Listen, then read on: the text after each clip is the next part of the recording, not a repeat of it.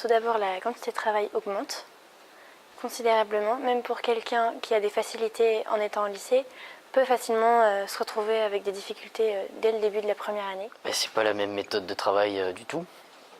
C'est-à-dire qu'au lycée, on est très guidé, il y a beaucoup de questions pour arriver au final à un problème qui n'est pas forcément très compliqué. Alors que là, on vous pose directement le problème et c'est souvent à vous de trouver la démarche qui va vous amener à résoudre. Le prof est là pour donner quelques pistes, mais toutes les astuces en TD, on doit quasiment les retrouver par nous-mêmes.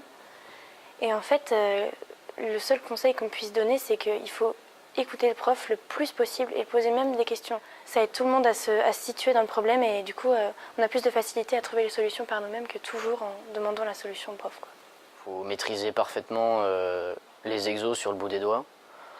Les DS ressemblent pas forcément au TD comme au lycée, donc il faut vraiment maîtriser parfaitement les exos, savoir les refaire et pouvoir s'adapter aux situations, donc il faut rester quand même...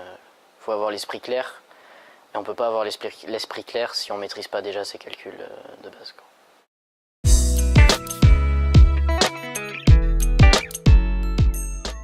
De toute manière, on ne peut pas dire autre chose déjà que la rigueur, parce que c'est essentiel. Travailler ces exercices, ces TD, même ces cours. Enfin, rigueur, ça tombe un peu sous le sens, mais vivacité d'esprit, parce que on voit l'exemple parfois d'élèves qui sont un peu des machines de calcul, mais qui sont incapables d'aller plus loin. Parce qu'ils n'arrivent pas du tout à abstraire. Par exemple, des matières comme l'algèbre, ça change complètement du lycée, on sort complètement du cadre classique. Quand on part en physique quantique, il faut pouvoir sortir un petit peu du cadre classique, donc pouvoir abstraire, et pour ça, ça demande une certaine souplesse de pensée, quoi.